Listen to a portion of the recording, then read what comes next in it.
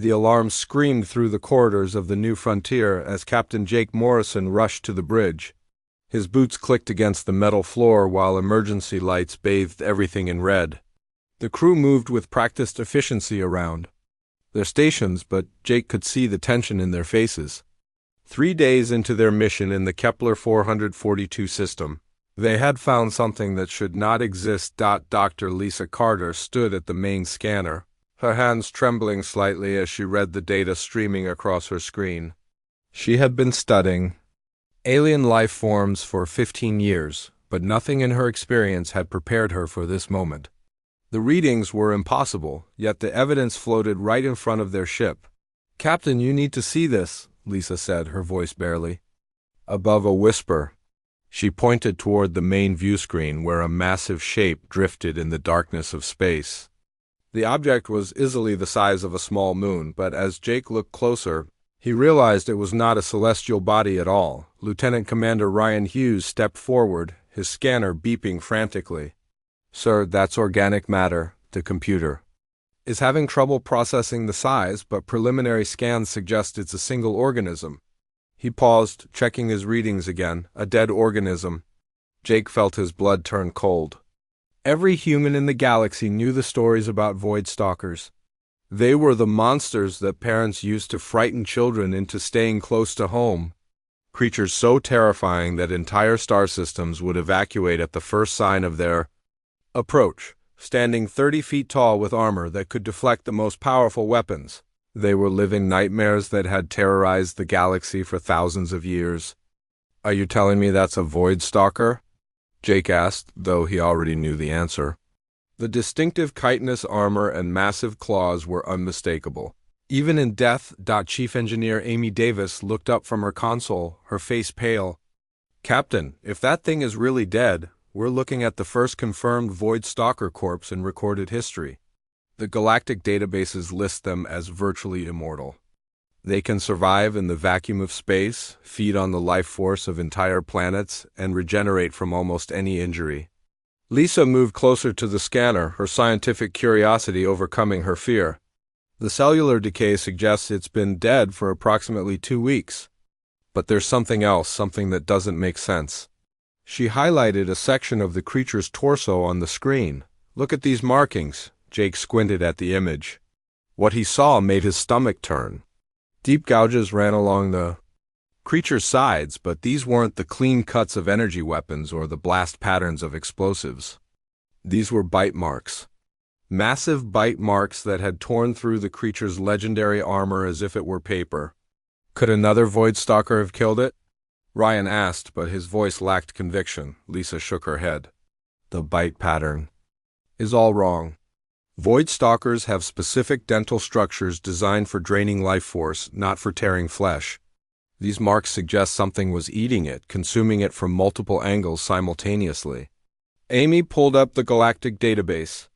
On her screen, cross-referencing the bite patterns with known predator species. After several minutes of searching, she looked up with confusion. "There's nothing in the database that matches these marks. The spacing, the depth, the tearing pattern, it's like nothing we've ever cataloged."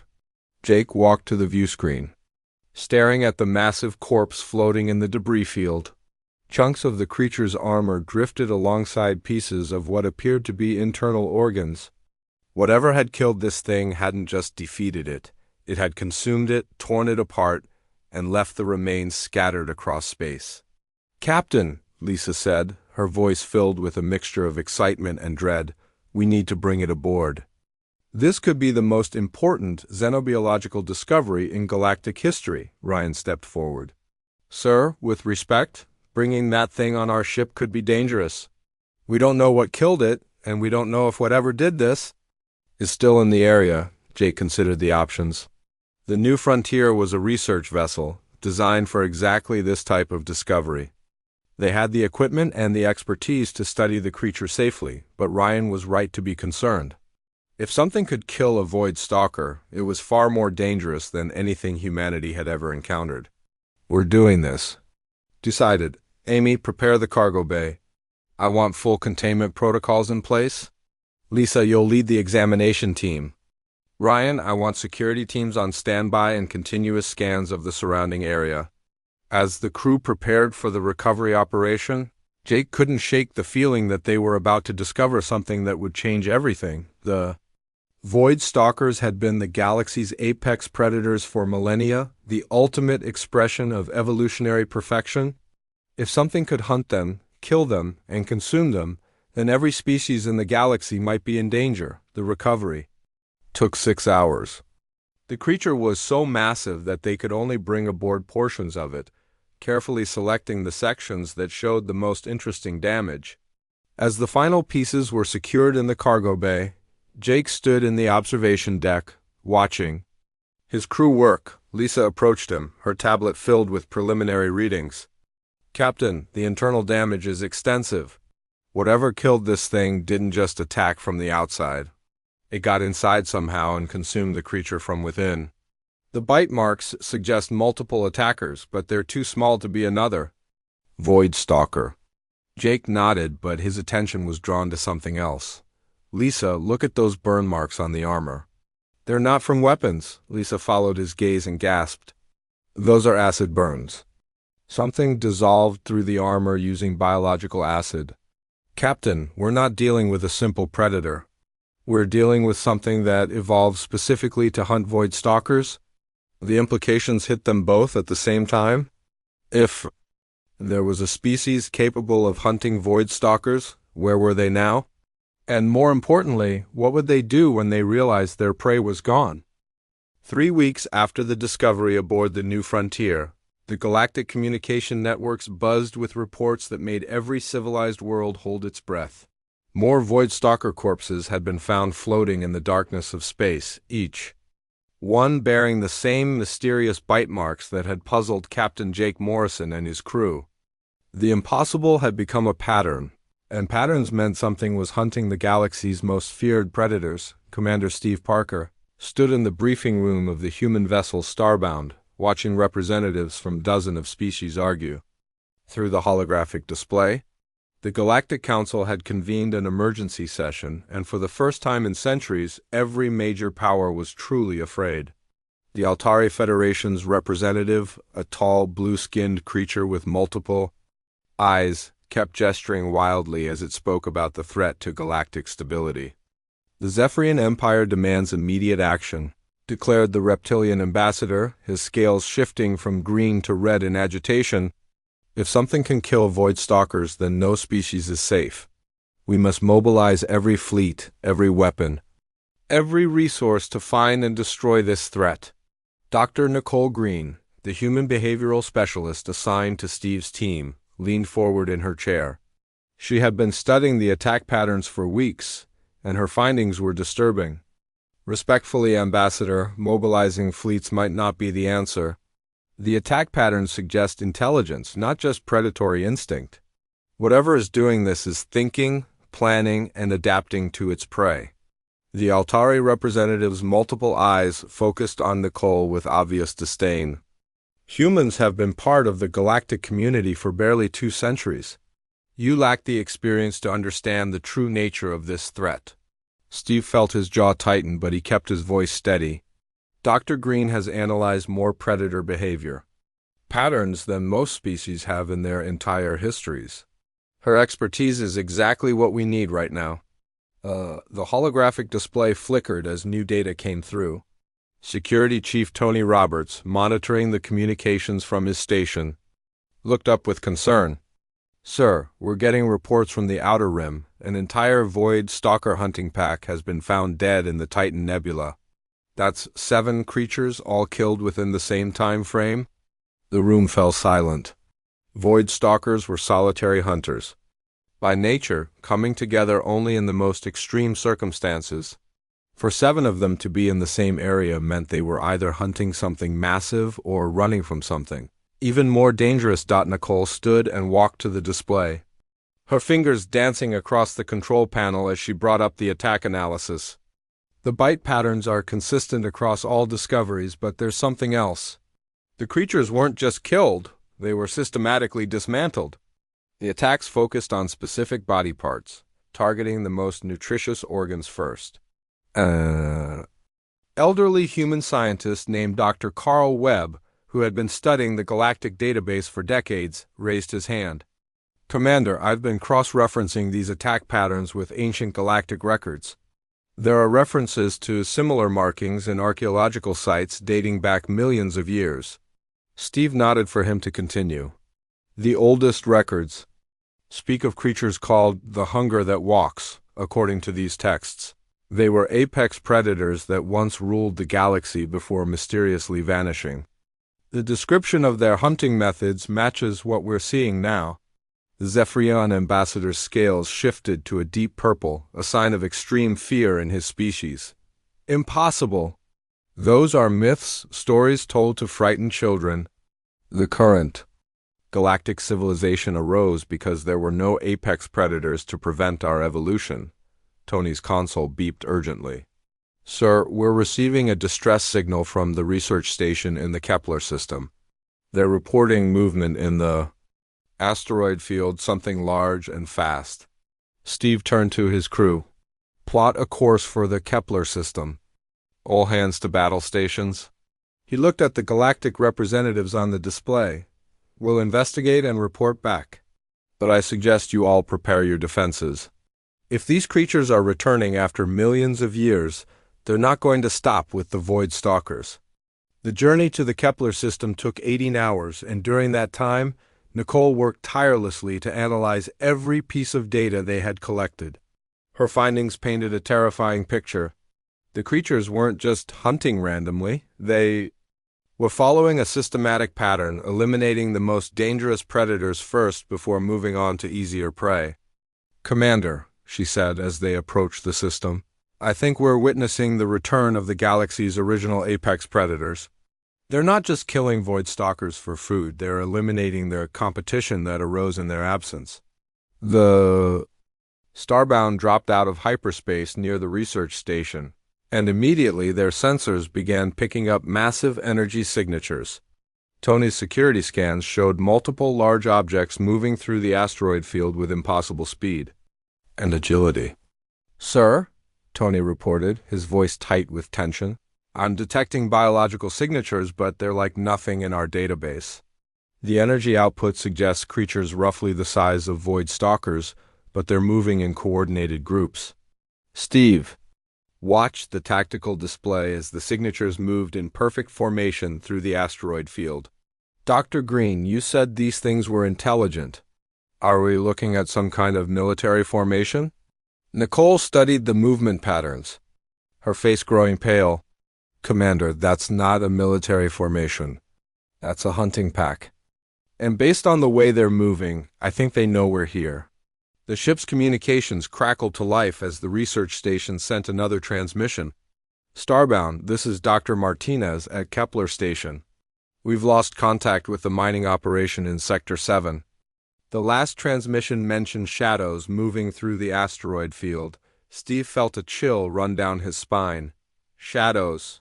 Tony, are you picking up anything on visual scanners? Tony adjusted his controls, trying to get a clear image of the moving signatures. Sir, whatever these things are, they're absorbing light. The only way we can track them is through their energy signatures and the gravitational disturbances they create. The ship shuddered suddenly, and alarms began blaring throughout. The bridge. Nicole grabbed her console as the lights flickered. Commander, something just passed very close to our hull. Whatever it was scanning us. Steve stood up, his hand moving instinctively to his weapon. All stop. Cut all engines and power down to minimum. Whatever's out there, I don't want to provoke it until we know what we're dealing with. The Starbound drifted silently through space as the crew held their breath. On the tactical display, the energy signatures had stopped moving and seemed to be surrounding the ship. Steve realized they were no longer the hunters. They had become the prey. Sir, Tony whispered, I'm picking up movement on the hull. Something is crawling on the outside of our ship. The silence on the bridge of the Starbound stretched like a tight wire ready to snap. Commander Steve Parker could hear his own heartbeat as something moved across the hull of his ship. The tactical display showed energy signatures completely surrounding them, but the creatures remained invisible to their visual scanners. Dr. Nicole Green held her breath as she watched the readings, trying to understand what they were dealing with. A low, scraping sound echoed through the ship's hull, like claws dragging across metal. Security Chief Tony Roberts kept his hand on his weapon, though he knew it would be useless against whatever was out there. The creatures had killed Void Stalkers, beings that could survive direct hits from plasma cannons. Human weapons would barely scratch them. "Commander," whispered Dr. Carl Webb from his research station, "the energy readings are off the charts. These things are generating more biological power than a small star. How is that even possible?" Before Steve could answer, the main view screen flickered to life. What they saw made every person on the bridge freeze in terror. A massive shape moved through the asteroid field ahead of them, and for the first time, they could see one of the creatures clearly. It was roughly the size of a Void Stalker, but moved with fluid grace that defied its bulk. Its body was covered in what looked like living shadow, constantly shifting and changing shape. Where a Void Stalker had rigid armor plates, this creature had something that seemed to flow like liquid while maintaining the strength of the hardest metals. Multiple limbs extended from its torso, each ending in claws that could apparently tear through anything. "My God," Nicole breathed, her scientific mind struggling to process what she was seeing. "It's not just a predator. It's a perfect predator. Look at how it moves." The creature flowed through the asteroid field like water, never slowing down or changing course to avoid obstacles. Instead, it seemed to phase through solid rock, emerging on the other side without any visible damage. Its hunting method was unlike anything in the galactic database. Another shape appeared on the screen, then another. The creatures were moving in perfect coordination, like a pack of wolves, but with intelligence that far exceeded any known species. They communicated without sound, their movements synchronized in ways that suggested a shared consciousness. "Commander," Tony said, his voice barely audible, "I'm detecting movement in Sector 7, something big." The view screen shifted to show the mining operation that had gone silent. What they saw made Steve's blood run cold. A Void Stalker, one of the galaxy's most feared predators, was fleeing through the asteroid field.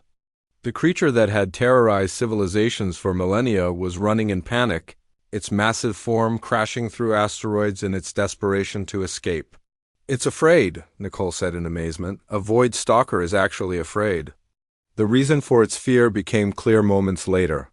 3 of the shadow creatures emerged from the asteroids, moving with coordination that spoke of countless hunts together.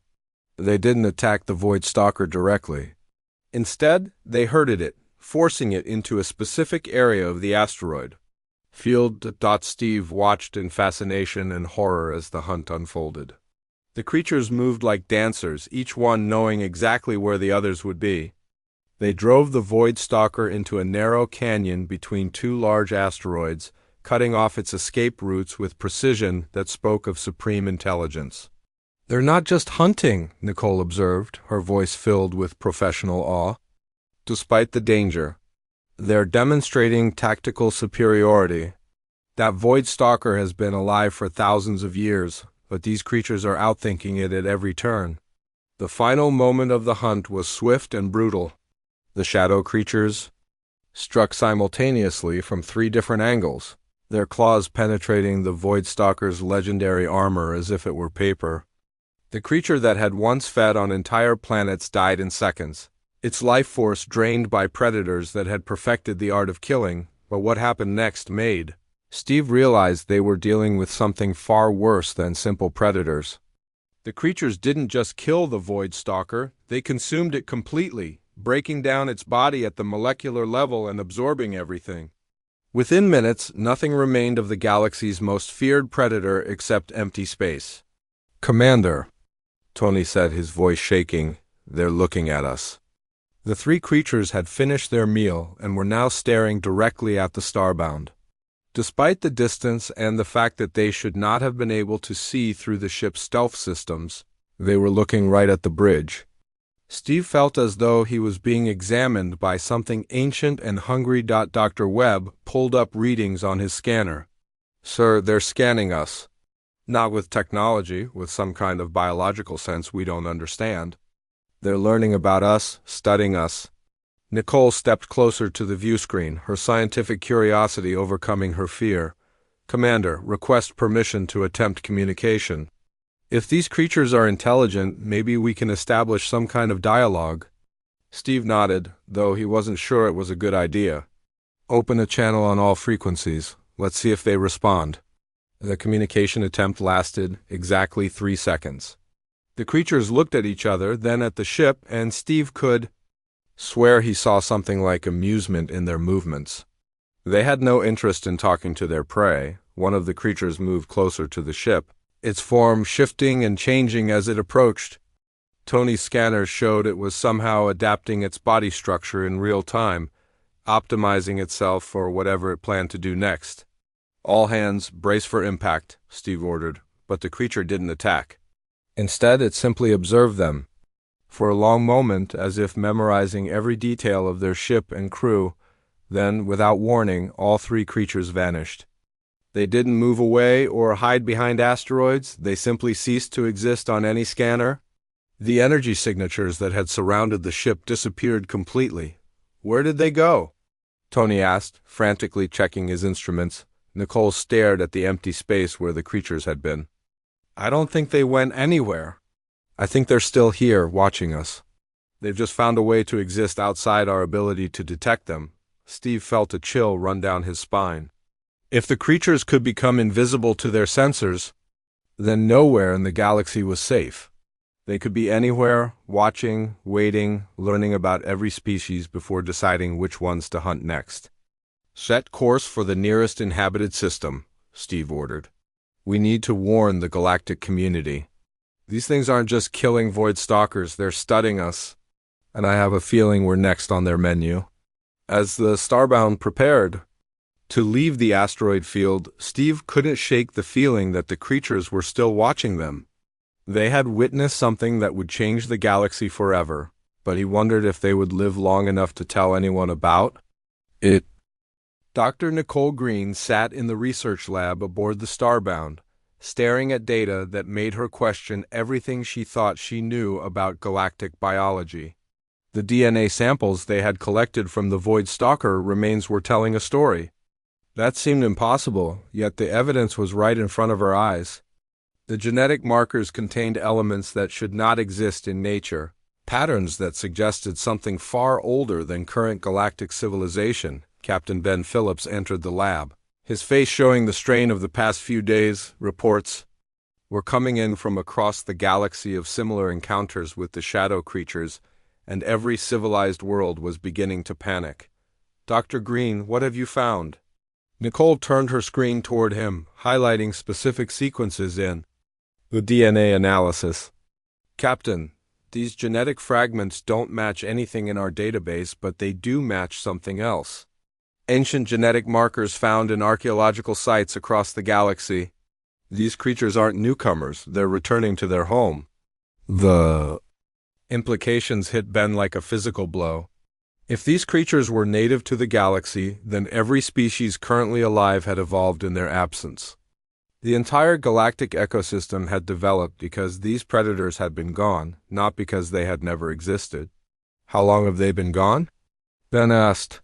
Though he wasn't sure he wanted to know the answer, Nicole pulled up another screen showing archaeological data from multiple worlds. Based on the genetic degradation patterns and the age of the sites where we found similar markers, I estimate they've been absent for at least 5 million years, maybe longer. Ben walked to the viewport, looking out at the stars with new understanding. So every species in the galaxy, every civilization, every form of life we know about, we all exist because these things were sleeping somewhere. Not sleeping, Nicole corrected. The genetic evidence suggests they went into some kind of stasis or hibernation, but something woke them up, and now they're reclaiming their territory. The ship's communication system crackled to life. Captain Phillips to the bridge. We've received orders to proceed to the Kepler Prime archaeological site. The Galactic Council wants us to investigate the connection between these creatures and the ancient ruins. Ben nodded to Nicole. Pack your equipment. We're going to dig up the past. The journey to Kepler Prime took 2 days, during which reports continued to flood in from across the galaxy. The creatures weren't just killing void stalkers anymore. They had moved on to other dangerous species. The Raxian terror birds, predators that had wiped out 3 colonies, were found dead in their nesting grounds. The crystal spiders of Altair 7, creatures that could cut through starship hulls with their claws, had been completely eliminated. Dr. Corinne Walsh, the expedition's lead archaeologist, met them at the landing site. She was a small woman with gray hair and eyes that had seen too much history. "Captain, what we found here changes everything we thought we knew about galactic history." The ancient ruins of Kepler Prime stretched across the planet's surface like a massive scar. The structures were built from materials that should not have been able to survive millions of years, yet they stood as solid as the day they were constructed. Strange symbols covered every surface, telling a story in a language that no living species could read. Professor Dan Murphy, the expedition's linguist, had been working around the clock to translate the ancient text. His hair was disheveled and his eyes were bloodshot, but his excitement was unmistakable. "Captain, I've made a breakthrough. The symbols aren't just decorative, they're historical records." Don led them to a massive wall covered in intricate carvings. The symbols seemed to move in the flickering light, creating an almost hypnotic effect. This section tells the story of what the ancient civilization called the hunger that walks, according to these records. They were the galaxy's original apex predators. Nicole studied the carvings with growing dread. "What does it say about them?" Don traced the symbols with his finger as he translated. "They consumed entire ecosystems, not just individual creatures. They would arrive at a world, systematically eliminate all life, and then move on to the next system. The ancient civilization that built these ruins was one of the few species that managed to survive their presence." Karen pointed to another section of the wall. "But here's the important part. The records indicate that these creatures didn't die out naturally. They were forced into hibernation by some kind of galactic catastrophe. The ancient civilization thought they were gone forever." Ben felt his blood run cold. But they weren't gone. They were just waiting. The archaeological team had uncovered evidence from dozens of sites across the galaxy, all telling the same story. The creatures that were now hunting void stalkers had once ruled the galaxy as its ultimate predators. Every species that existed today had evolved in their absence, filling ecological niches that had been left empty when the creatures vanished. "Captain," Nicole said, her voice tight with fear, "the pattern is becoming clear. They're not just killing randomly. They're systematically eliminating the competition that arose while they were gone. The void stalkers, the terror birds, the crystal spiders, these were all apex predators that evolved to fill the void left by the original creatures." Don continued translating the ancient text, his voice growing more disturbed with each revelation. "The records say they're not just predators, they're harvesters. They don't kill for food or territory. They kill to maintain the natural order as they see it." The ground beneath their feet began to vibrate with a low, rhythmic pulse. Karen looked at her instruments with alarm. "Captain, I'm detecting movement in the ruins. Something large is stirring beneath the surface." Ben grabbed his communicator. "All teams, return to the ship immediately. We're leaving now." But as they ran toward their landing craft, shadows began to move among the ancient structures. The creatures had found them, and this time there was nowhere to run. The archaeological site that had preserved the history of the galaxy's greatest predators was about to become the scene of their return. Nicole looked back at the ruins as they fled, understanding finally dawning on her. "Captain, we've been thinking about this all wrong. We thought they were invaders, but they're not. They're coming home." The creatures emerged from the ruins like living nightmares, their forms shifting and changing as they moved. They had been sleeping beneath the ancient structures, waiting for the right moment to reclaim their galaxy. And now that moment had arrived. Ben reached the landing craft just as the first creature reached the archaeological site. As they lifted off, he could see more of them emerging from ruins across the planet. They weren't just returning to hunt. They were returning to cleanse the galaxy of everything that had grown in their absence. "Set course for Earth," Ben ordered. "The Galactic Council needs to know what we've learned. These creatures aren't just killing Voidstalkers, they're preparing for a harvest, and we're all on the menu." The emergency broadcasts began on a Tuesday morning across 17 star systems simultaneously. Admiral Chris Turner stood in the command center of the human flagship Invictus, watching the tactical display as red markers appeared on worlds that had been peaceful just hours before. The creatures were no longer hiding, no longer studying their prey from the shadows. The harvest had begun. Dr. Rachel Moore rushed into the command center, her tablet filled with data that painted a horrifying picture. She had been working without sleep for 3 days, analyzing the attack patterns from the initial strikes. "Admiral, they're not attacking randomly. Every world they've hit has been strategically chosen." Chris turned to face her, his weathered face showing the strain of commanding humanity's defense against an enemy they barely understood. "Explain." Rachel pulled up a galactic map on the main display, highlighting the affected systems. "They're targeting the most heavily defended worlds first, the ones with the strongest military presence. The Altari Federation's home fleet was completely destroyed in under an hour. The Zephyrian Empire's fortress world of Calorprine is gone." The tactical officer, Lieutenant Commander Janet Cross, looked up from her station with disbelief. "Admiral, those worlds had planetary defense systems that could stop entire invasion fleets. How could they fall so quickly?" Dr. Moore switched the display to show battle footage transmitted by fleeing survivors. What they saw defied everything they knew about warfare. The creatures moved through space without ships, their bodies somehow adapted to survive in vacuum. They float around defensive positions like water, ignoring weapons that should have vaporized them. "They're not using technology as we understand it," Rachel explained, her voice tight with fear. "They've evolved beyond the need for ships or weapons. Their bodies are the weapons." Chris watched the footage of creatures tearing through starship hulls with their bare claws, moving through space at speeds that should have been impossible for organic beings. "What about conventional weapons? Are we having any effect at all?" Janet shook her head grimly. "Plasma cannons, particle beams, even nuclear warheads? Nothing seems to slow them down. They absorb the energy somehow, actually getting stronger from our attacks." The communication array lit up with incoming transmissions from across human space. Captain Lavoscott's voice crackled through the speakers from the outer colonies. "Admiral Turner, this is Captain Scott evacuating the Altari system. The creatures, they're not just killing people. They're studying us, learning from each encounter." Chris activated the response channel. "Captain Scott, what do you mean studying?"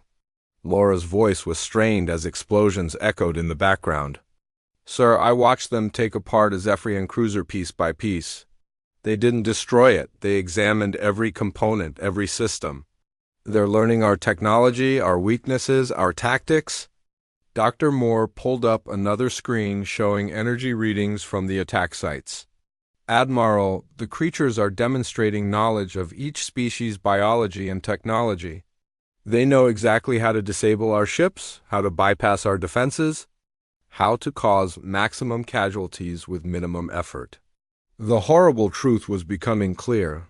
The months of seemingly random attacks on Voidstalkers and other predators hadn't been random at all. The creatures had been conducting reconnaissance, learning about every species in the galaxy before beginning their harvest. Chris walked to the viewport, looking out at the stars that no longer seemed safe. "How many worlds have we lost contact with?" Janet checked her readings. 47 confirmed, sir. And the number is growing every hour." The Admiral's aide, Commander Kevin Walsh, approached with a datapad. "Sir, we're receiving reports that the creatures have a hierarchy. Larger alpha variants are directing the smaller hunters. The alphas seem to be coordinating attacks across multiple systems simultaneously." Dr. Moore studied the new data with growing alarm. "Admiral, if they have that level of organization, then we're not dealing with simple predators. We're facing a species with military intelligence that surpasses our own."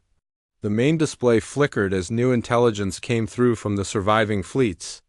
The footage showed creatures that dwarfed the smaller hunters, beings the size of starships that moved through space with impossible grace. These alpha variants seemed to be directing the attacks with strategic precision that spoke of ancient military experience. Chris felt the weight of command pressing down on him. Humanity had joined the galactic community less than 2 centuries ago, and now they were expected to help defend against a threat that had defeated civilizations millions of years older than them. "Admiral," Janet called out, her voice filled with urgency. "We're detecting massive energy signatures approaching the Sol system. Whatever's coming, it's bigger than anything we've seen so far." The tactical display showed a formation of creatures moving toward Earth at incredible speed. The largest of them registered energy readings that matched small stars, while smaller variants swarmed around it like an escort fleet. Dr. Moore ran calculations on her tablet, her face growing pale. "Admiral, based on the size and energy output of the lead creature, I estimate it's capable of consuming the life force of an entire planet in a matter of hours." Chris turned to his crew, seeing the fear in their eyes, but also something else: determination. Humanity had faced extinction before and survived. They had crawled out of caves to reach the stars, and they wouldn't go quietly into the darkness. "All fleets, converge on Earth," he ordered. "Every ship, every weapon, every resource we have. If these things want our world, they're going to have to fight for it."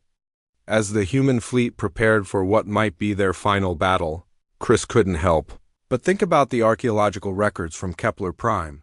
The creatures had harvested entire civilizations before, eliminating species that had thrived for millions of years. But those species hadn't been human. The creatures had spent eons perfecting their hunting methods, adapting to defeat every form of life they encountered. They had evolved beyond the need for technology, becoming living weapons that could survive anything the galaxy threw at them. But in all their millions of years of dominance, they had never encountered a species quite like humanity. A species that had crawled out of a world where everything was trying to kill them, where survival meant adapting to constant change, where the only way forward was to never give up. The alpha creature leading the assault on Earth was ancient, beyond measure, a predator that had feasted on civilizations when humanity's ancestors were still learning to use fire. It had never tasted defeat, never encountered prey that could challenge its supremacy. As the human fleet took defensive positions around their homeworld, Chris smiled grimly. The galaxy's most perfect predators were about to learn that sometimes the most dangerous creature in the universe is the one that refuses to be prey. Dr. Eric Stone worked frantically in his laboratory aboard the research station orbiting Earth as the greatest battle in galactic history raged outside his window. The human fleet was fighting desperately against creatures that seemed unstoppable. But Eric had discovered something that could change everything. Hidden in the genetic code of the ancient predators was a flaw that evolution had never corrected. The irony was almost laughable. For millions of years, these creatures had been the perfect hunters, adapting to defeat every species they encountered. But their very perfection had become their weakness. They had never needed to develop immunity to certain biological compounds, because nothing in their ancient galaxy had possessed them. "Dr. Stone," called his assistant, Dr. Jenny Adams, as explosions lit up the space around them. "The Admiral is asking for an update. How much longer do you need?" Eric looked at the genetic sequencer running samples of his own blood alongside DNA from the creatures. "Jenny, look at this. The creature's immune systems recognize and neutralize every known biological weapon in the galactic database. But there's something they've never encountered before." He pointed to his screen where human DNA patterns were highlighted in green against the creature samples. "Humans carry genetic markers that are toxic to these things. Our evolutionary path on Earth was so chaotic, so violent, that we developed biological defenses the creatures have never seen." Jenny stared at the data in amazement. "You're saying that our DNA is poisonous to them?" "Not just poisonous," Eric corrected. "Lethal." The compounds in human blood that helped us survive Earth's countless extinction events are like acid to these creatures. But we need to concentrate it, weaponize it. Outside the laboratory, the battle for Earth continued. Admiral Chris Turner watched from the bridge of the Invictus as his ships fought against enemies that seemed to phase through their weapons. The creatures moved through space like living shadows, tearing apart starships with their claws while absorbing the energy from human weapons. Captain Peter Jackson commanded the destroyer Defiance, leading a desperate charge against one of the smaller creatures. "All weapons fire," he shouted, but the plasma beams passed harmlessly through the creature's shifting form. The creature responded by flowing through the Defiance's hull as if it were liquid, appearing on the bridge in moments. Peter drew his sidearm, knowing it was useless but refusing to go down without a fight. The creature moved toward him with predatory grace, its form constantly shifting and adapting, but then something unexpected happened. The creature stopped, its head tilting as if sensing something wrong. It backed away from Peter, its form becoming more solid as it seemed to struggle with some internal conflict. "All ships, this is Dr. Stone," came the scientist's voice over the communication system. "I need volunteers for an experimental procedure. We found a weakness in these creatures, but it requires human volunteers to be genetically modified." Peter looked at the creature that had been about to kill him. It was now keeping its distance, as if his mere presence was causing it pain. "Dr. Stone, whatever you're planning, hurry up. I think proximity to humans is affecting them somehow." Back in the laboratory, Eric was preparing the first batch of genetic enhancers. The process would amplify the toxic compounds in human blood, making them deadly to the creatures while hopefully keeping the volunteers alive. It was experimental, dangerous, and completely untested. Marine Sergeant Kelly Thompson was the first to volunteer. She had been fighting the creatures in ground combat and seen her entire squad consumed by beings that seemed immune to every weapon they possessed. "Doc, if this gives us a chance to hurt these things, I'm in."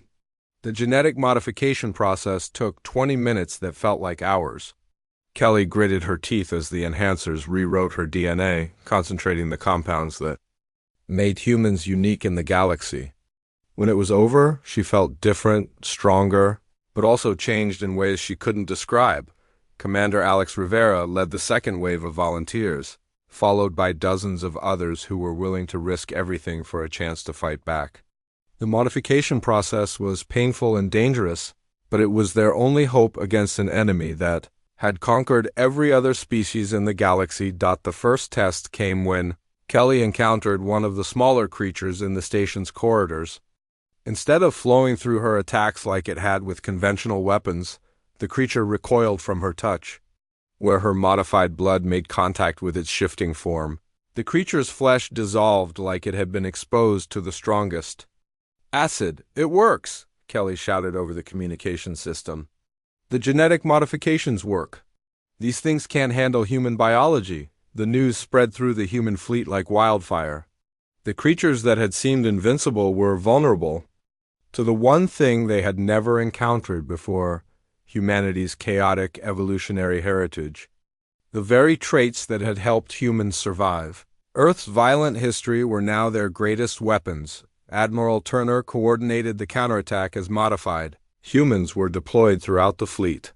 The creatures, perfect hunters that had adapted to defeat every species in the galaxy, found themselves facing an enemy they couldn't understand or overcome. The largest alpha creature, ancient beyond measure, approached Earth with the confidence of a predator that had never known defeat.